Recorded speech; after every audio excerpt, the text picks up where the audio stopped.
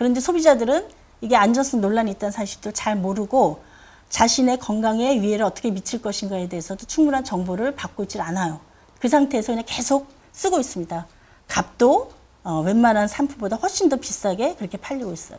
이 제품은 원래 탈모 기능성으로 기능성 인정을 받은 제품이에요.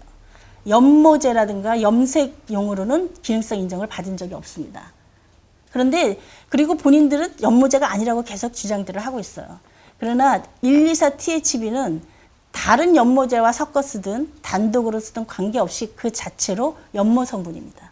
그것은 뭐 아주 일반적인 상식에 가까운 그런 얘기라고 할 수가 있어요. 그러니까 본인들이 연모제다 아니다 주장할 것도 없이 이거는 연모 성분입니다. 그래서 많은 홈쇼핑들이 잘못된 정보를 가지고 소비자에게 물건을 팔고 있고 소비자들은 이런 안전성 논란도 모른 채 계속적으로 물건을 구매하고 있는 겁니다. 그래서 저희가 이번에 토론회를 기획을 해서 다른 나라에서는 규제를 점점 강화하고 있는데 우리는 계속 이렇게 많이 팔리니 이 소비자가 괜찮은 건지 써도 되는 건지 당연히 소비자는 행정당국과 전문가들에게 물을 권리가 있는 거 아니겠습니까? 답을 얻어야 되는 거죠. 써도 괜찮습니까? 물어봐야 되는 거예요. 물어보려고 토론을 했더니 토론을 개최했는데 해당 기업이 본인들을 안 불렀다고 형평성에 문제가 있다. 거기에 참여한 분들이 자기 경쟁 업체를 거쳐온 분들이다. 뭐 이런 이야기를 하면서 토론회 자체를 비방을 한 겁니다. 네. 그래서 토론회를 저희가 일단은 연기를 하고 왜냐하면 거기 나오시려 한 분들이 너무나 압박감을 받는 거예요. 자기는 잘못한 것도 없는데 괜한 부설에 휩쓸릴까 봐 너무 두려워하는 겁니다. 그러니까 토론회를 할 수가 없었어요. 그래서 일단 연기를 해놓고 그래 원하는 사람 있으면 추천해라. 나중에 토론회는 나중에 해도 되니까. 여기까지 지금 토론회는 진행이 된 거고요. 저희 소비자단체에서는 여전히 토론회를 못했으니까 더더욱 궁금한 거예요. 이거 써도 되는 건지 이렇게 많은 사람들이 쓰고 있는데 게다가 규제개혁위원회가 이 성분의 사용에 대해서 면제부를 딱 주고 나니까 다른 중소 화장품 업체들이 이거 써도 되는 건가 보네 그러면서 새로운 제품을 출시하기 시작했어요. 그래서 우리나라 소비자들은 다른 여러 나라 소비자들이 거의 쓰지 않거나 또는 안전성 문제를 가지고 규제를 강화하고 있는 물질을 우리나라 소비자는 갑자기 더 많이 쓰게 되는 상황이 초래된 겁니다. 그래서 우리는 물을 수밖에 없습니다. 써도 되는 거예요, 이거? 다른 나라는 규제하고 있는데 우리는 계속 이렇게 써도 되는 겁니까? 물어야 되는 겁니다.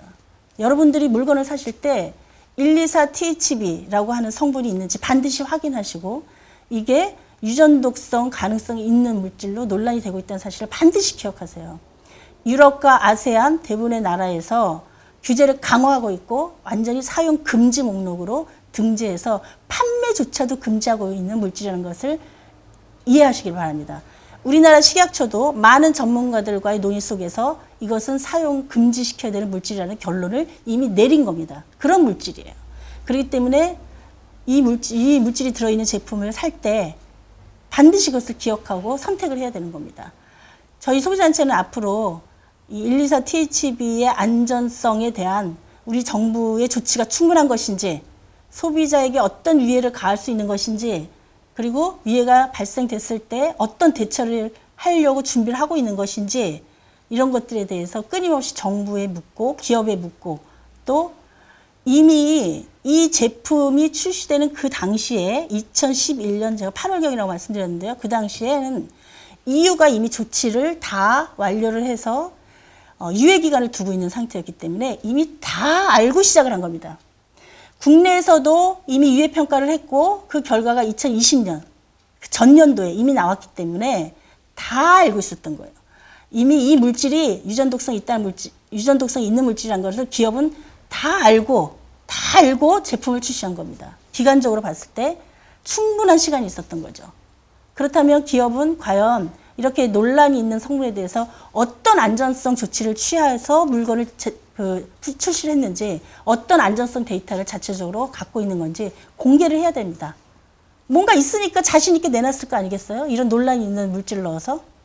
그러면 우리나라 소비자를 보호하기 위해서 기업이 적어도 자기 제품에 대해서 그 물질이 들어가 있는 자기 제품에 대해서 당연히 안전성 검토를 했겠죠. 그거를 당장 내놔야 됩니다. 왜 그 공개를 안 합니까?